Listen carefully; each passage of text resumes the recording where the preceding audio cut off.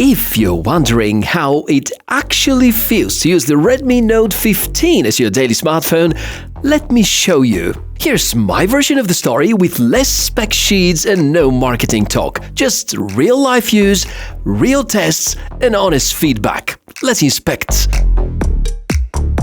Hi, it's time to find out everything that matters in real life about the Redmi Note 15 5G. Nice to meet you, I'm Michael. There's plenty I've prepared for you, such as thermal camera tests, photo and video samples, battery behavior, software quirks, everything that matters after the hype. So, is the Redmi Note 15 once again that perfect balance between price and performance, or is Xiaomi just adding polish without real progress? We inspect. Let's begin with the design, because this is where the Redmi Note 15 immediately makes a statement. This is totally one of these best-feeling slim phones once you put it in a case. The curved display, the thin body and the lack of an oversized camera bump make it really pleasant to hold, light, balanced, comfortable. Some people call it a step back, others will truly love it. Personally, if in-hand feel matters to you, I strongly recommend trying this phone in person. It's one of those designs that works better in real life than on photos. You also get stereo speakers with Dolby Atmos with cutouts at the top and the bottom, and sound is really decent.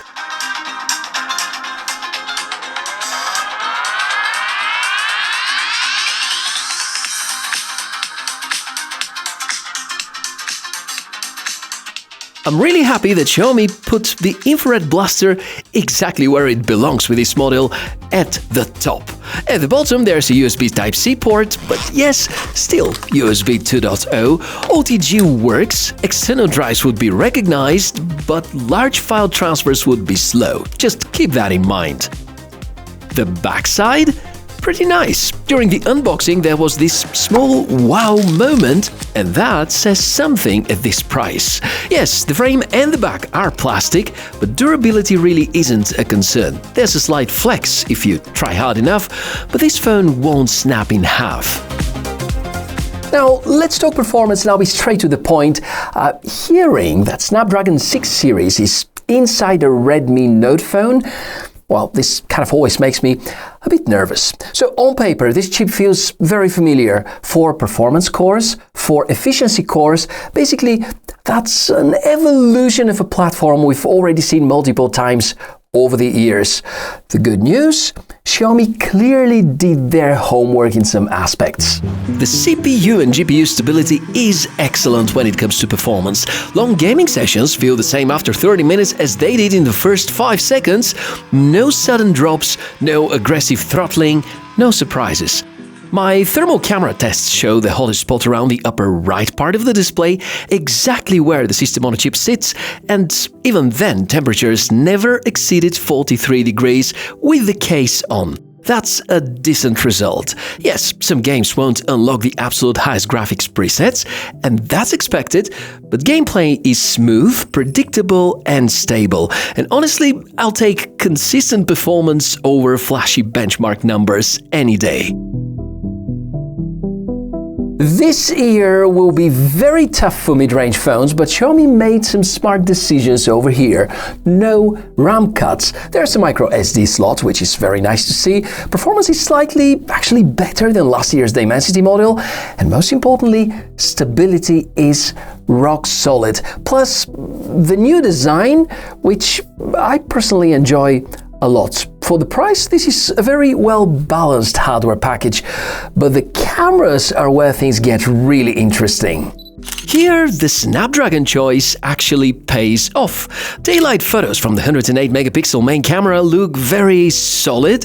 Thanks to the pixel binning, images come out sharp, contrasty, and nicely saturated. And usually they're not 108 megapixels. This is mostly for marketing. Reality is that most of them are going to be 12 megapixels, which is a standard value. And let's be honest, in good lighting, even mid-range phones look great these days. And yes, outdoors, the Redmi Note 15 delivers. Indoors, things get a bit noisier, more grain, less impressive dynamic range, but optical image stabilization saves the day. Handheld shots still turn out usable even when lighting isn't perfect. Video now supports 4K at 30 FPS, which I'm very happy about because I really disliked the limitation to Full HD on the previous generation. Here the OIS is not great, but it's nice to have, and stabilization doesn't give that annoying wobbling feeling as it typically was with some older budget OIS-based setups. When it gets really dark, night mode helps, but don't expect miracles. It improves the shots, doesn't transform them. The ultra-wide camera comes next, and it is just fine. Nice to have on bright sunny days, not as great in low light, so use it wisely. As for the selfie camera, photos are okay, AI does its thing, video clearly shows the limitations, it's usable but not impressive. And since we're looking at the front, let's talk display. The good news first: AMOLED, high refresh rate, much higher peak brightness than last year's model, and very high PWM frequency, which should be easy on the eyes. Colors look good, touch response feels snappy, and overall, that's a very pleasant panel. It's not flagship level, but compared side by side with competitors in this price range, the Redmi actually shines. The downside? Repairability. Curved displays look and feel great, but they're hard and expensive to fix. Tempered glass options will be limited, so keep the factory protector on for as long as possible, and let's hope that the so-called by Xiaomi high durability display glass is gonna turn out to be durable. Battery life is better than you might expect. A reasonably efficient processor, optimized display, and a larger battery all help, but part of the capacity is clearly there to feed HyperOS, which is heavy. Animations, background services, pre-installed apps, it all adds up. The good news? You can clean most of it, and once you do, the system actually feels quite nice. And 6 years of software support, that's a huge win. Xiaomi deserves credit here, also because it keeps on developing community favorites, such as the themes engine, the various customization options, the interconnectivity, and funny enough, in the year of AI, Redmi is very quiet about artificial intelligence features here, perhaps due to the chipset capacity, yet photo editing has its strong sides. In terms of connectivity, if you pick the Redmi Note 15, you're also gonna be fine. Nothing exciting, nothing missing for everyday use. There's stable Wi-Fi, reliable, rather current version of Bluetooth, strong signal, and dual physical SIM support. No eSIM, but at this price, that's not shocking. Speaking of which, Drawbacks talking time, and while you're looking at the list with all the cons laid out in one place, make sure you always put the price into perspective as well, because in this segment, price really does matter. So, is this a new budget king, or is it just a lot of noise around a minor refresh? The reality is that quite a lot has actually changed within the Redmi Note 15. We have a new processor, a new display, larger battery, improved camera performance, and significantly longer software support, and on top of that, completely redesigned look and feel, especially in the hand.